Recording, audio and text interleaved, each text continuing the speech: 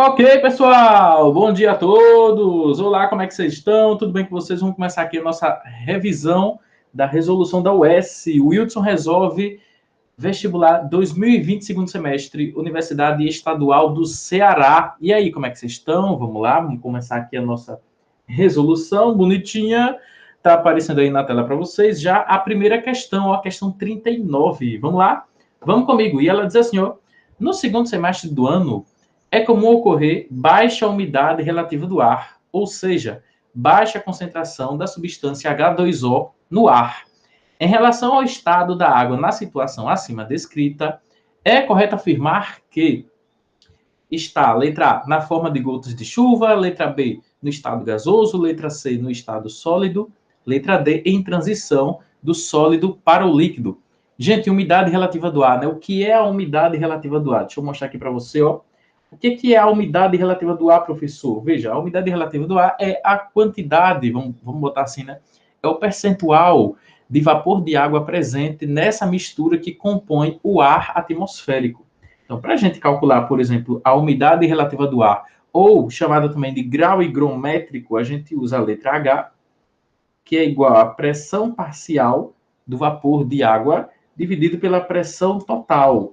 Ou o grau higrométrico seria a massa parcial do vapor de água dividido pela massa total que o ar aceitaria, que o ar absorveria de vapor de água naquela situação. Aí você encontra o grau higrométrico ou umidade relativa do ar, sempre um valor que é mostrado em porcentagem. Então, mas aquela água, aquele H2O que está presente no ar, para te dar a umidade relativa do ar naquele momento, ele está no estado gasoso. Então, nossa resposta é a letra B. A umidade relativa do ar mostra a quantidade de água no estado gasoso presente no ar atmosférico naquele momento. Beleza?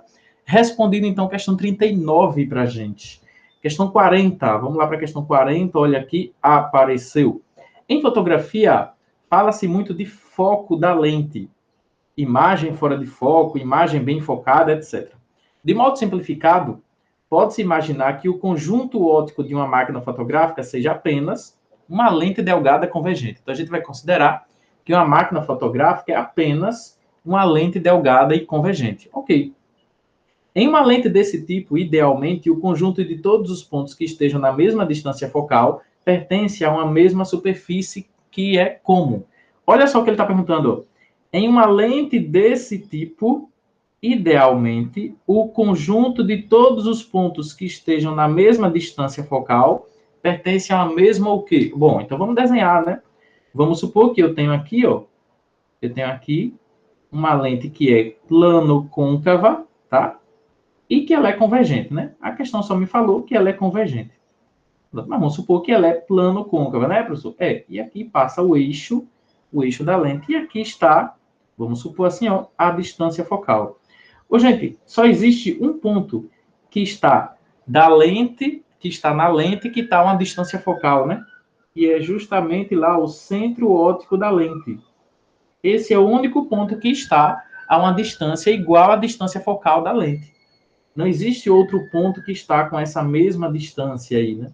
Professor, é verdade. Então, esse ponto aqui, ó, ele vai pertencer a uma superfície plana. Esse ponto ele pertence a uma superfície plana que é perpendicular ao eixo principal da lente.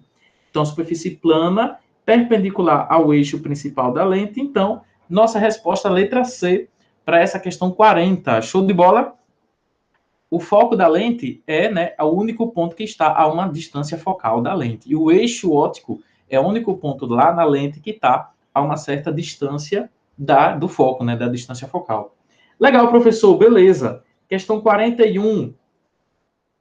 Questão 41, vestibular UES 2020, segundo semestre. Vamos ver? E aí ele diz assim, ó. Considere dois resistores com resistências diferentes que obedecem à lei de Ohm. É legal ele dizer isso, né? Se eles obedecem à lei de Ohm, a gente já sabe que eles obedecem à relação U igual a R vezes I. Caso estejam associados e conectados a uma bateria, é correto afirmar que, se estiverem em série ou em paralelo, o que vai acontecer? Então, eu tenho dois resistores associados a uma bateria. E a letra A diz o seguinte: Se eles estiverem associados em série, a corrente elétrica é a mesma nos dois. Não, né? Ó? Em série, a corrente elétrica é a mesma. Ah, sim, se eles estiverem associados em série, então eu tenho os dois resistores em série e associados a uma bateria. Então, eu posso dizer que a corrente que passa aqui, ó, em um e em outro, é a mesma, verdadeiro, né? Ó? Se eles estiverem associados em série, a corrente é a mesma nos dois. Mas a letra B diz assim, em paralelo, a corrente é a mesma? Não. Letra C, em paralelo, a tensão elétrica e a potência dissipada são as mesmas. Veja só, a tensão elétrica em paralelo, sim, né? Se eu tivesse esses dois resistores em paralelo, olha só, os dois resistores em paralelo e os dois ligados a uma mesma bateria. Então, eu teria os dois resistores, né, conectados a uma mesma tensão, né, o que seria a tensão da bateria. Mas lembra que cada um tem uma resistência diferente, né? Cada um tem uma resistência diferente. Então, a potência dele já seria o quadrado dividido por R, a potência de cada resistor. Como a resistência deles, né, são diferentes, né, as resistências desses resistores são diferentes, então eu teria potências dissipadas também diferentes, né? Então, letra C errado. E na letra D diz em série, se eles estivessem em série, a tensão elétrica e a potência dissipada seriam as mesmas? Não também. Em série, o que é igual é a corrente elétrica. A tensão neles não é a mesma, justamente porque eles têm cada um uma resistência diferente, né? Ó, show de bola, tio. Show de bola, professor. Então vamos nessa. Próximo, né? Ó. Próxima questão, questão 42. Vamos lá. Questão 42, vestibular US 2020, segundo semestre. O que é que ela diz? Vamos ver aqui o que é que ela diz. Ela diz o seguinte, olha só. Recentemente os jornais noticiaram o que teria sido a queda de um pequeno meteoro no Ceará. Há relatos de uma bola de fogo vista no céu. Essa luminosidade é ocasionada pelo superaquecimento do objeto devido a quê? Letra A, devido ao atrito do ar que transforma a energia mecânica do meteoro em energia térmica. Então, por que que quando o meteoro está em reentrada, né? Por que que ele começa a queimar, a brilhar, né? Essa luminosidade é ocasionada por quê? Letra B, devido ao atrito com o ar que transforma a energia cinética do meteoro em energia potencial gravitacional. Letra C, devido ao atrito com o ar que transforma a energia potencial do meteoro em energia cinética. Ou letra B, devido ao campo gravitacional do meteoro que emite radiação em comprimento visível. Não, né? Resposta correta, letra A, devido ao atrito com o ar que transforma a energia mecânica do meteoro em energia térmica, em calor, em aquecimento. Então, nossa resposta para essa questão, letra A, resposta desse item. Tudo bem, galera? Beleza? Então, vamos lá. Próxima, questão 43, vestibular US. Questão 43, vestibular US 2020, segundo semestre. Questão de hidrostática. E ela diz assim, ó. Considere dois canos PVC de uso regular em instalações hidráulicas residenciais. Suponha que os canos sejam utilizados para a descida de água de uma mesma caixa d'água. Assuma que os dois dutos descem até o piso e têm diâmetros diferentes. Um tem diâmetro meia polegada e o outro 3/4 de polegada. Então, um é mais grosso do que o outro, mais espesso do que o outro.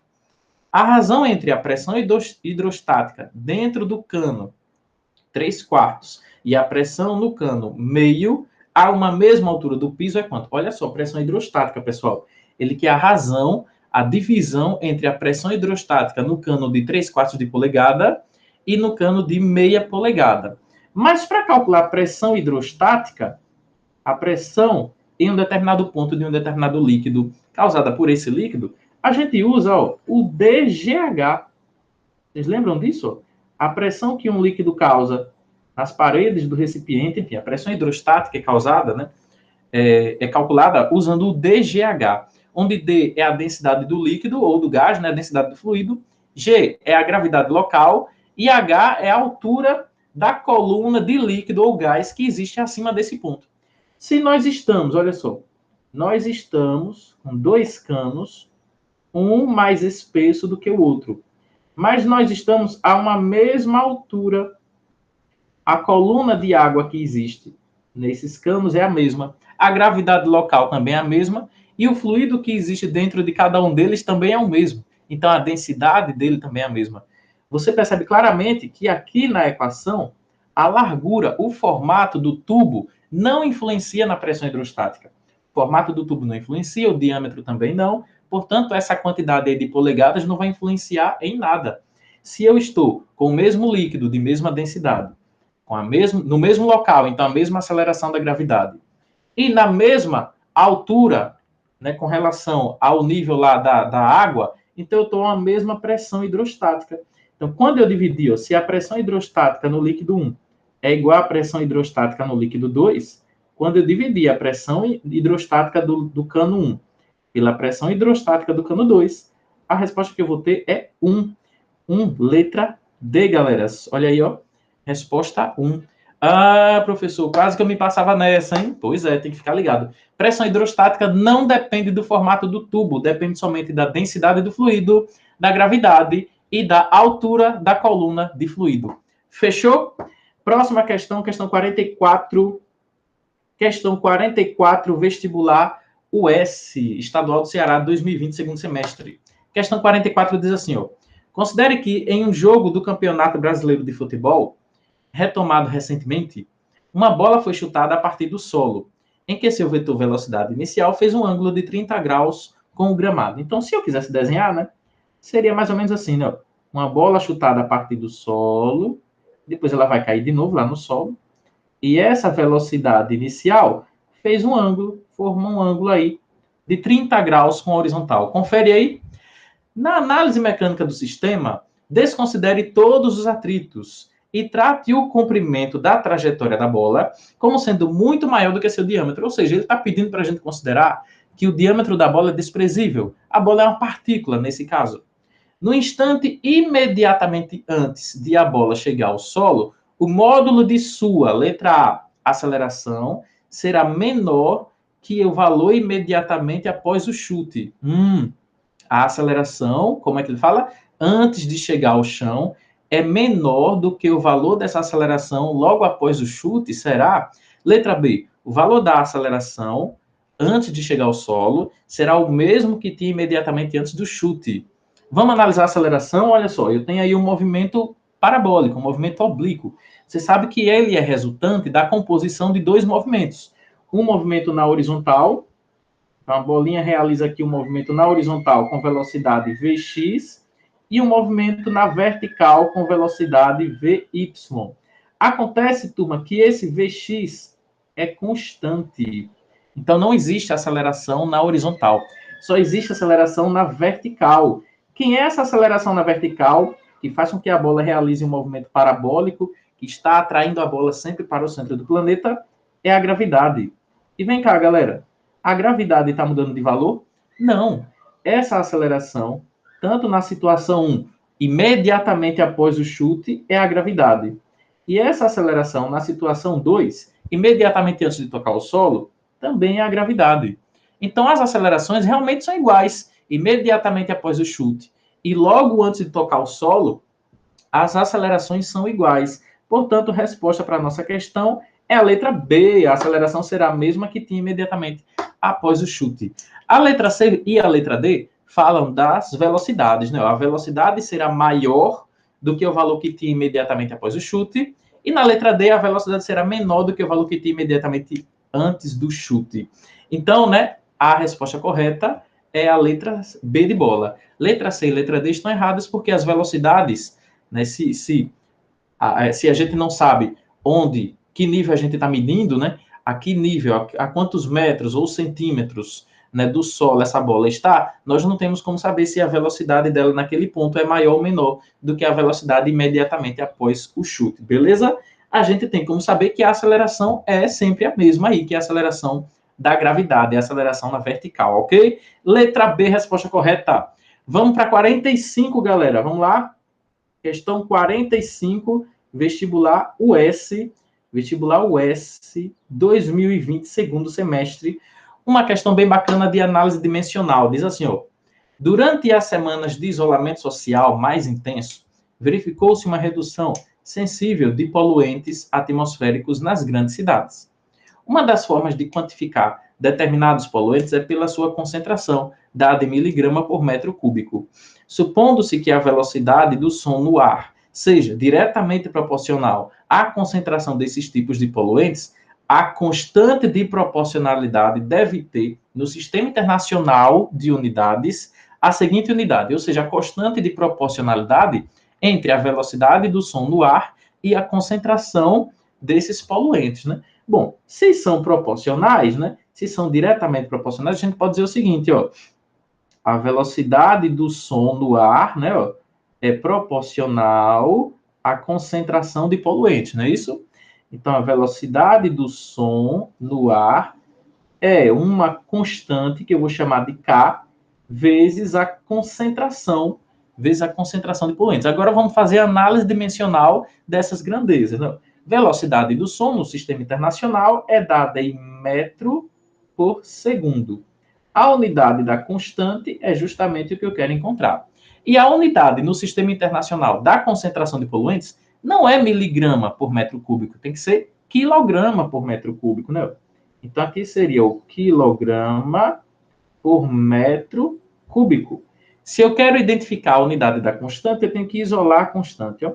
A constante é medida, então, em unidades de metro cúbico vezes metro, segundo vezes quilograma. Não é assim, ó? Então, a unidade da constante seria o metro elevado a 4 dividido por, eu vou botar de um jeito que eu acho esteticamente mais bonito, dividido por quilograma vezes segundo.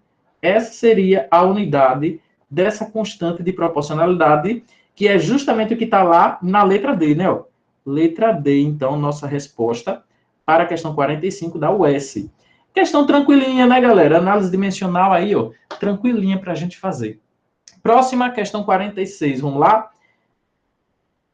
Questão 46, então, vestibular UES 2020, segundo semestre. E ela diz assim, ó, em função da Covid-19, o acesso a locais públicos fechados tem sido permitido mediante a aferição da temperatura corporal da pessoa. Considerando o limite superior a 37 graus Celsius, assinale a opção que corresponde à temperatura que está acima desse limite. Bom, então vamos lá, né? Eu vou transformar esse 37 para Kelvin, primeiro, para eu ver qual é essa temperatura em Kelvin.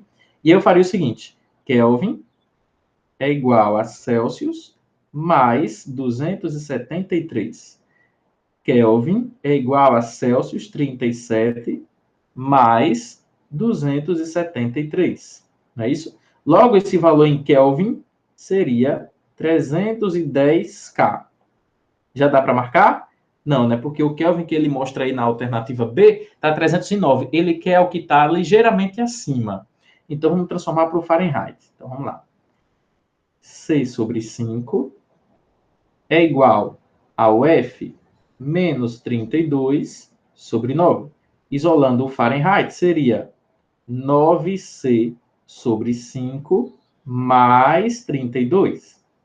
Então, o Fahrenheit seria, ó, Fahrenheit seria 9 vezes 37 dividido por 5 mais 32. Olha só, 9 vezes 37 dividido por 5 mais 32, galera, vai dar algo próximo aí de 98 graus Fahrenheit, tá?